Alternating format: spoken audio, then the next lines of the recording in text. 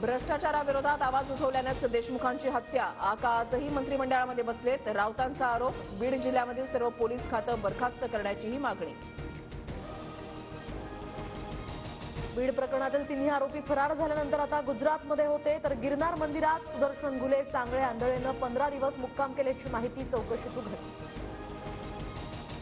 राज्यामध्ये 9 तारखेला ग्रामपंचायतींमध्ये काम बंद आंदोलन। अखिल भारतीय सरपंच परिषदेचा मोठा निर्णय।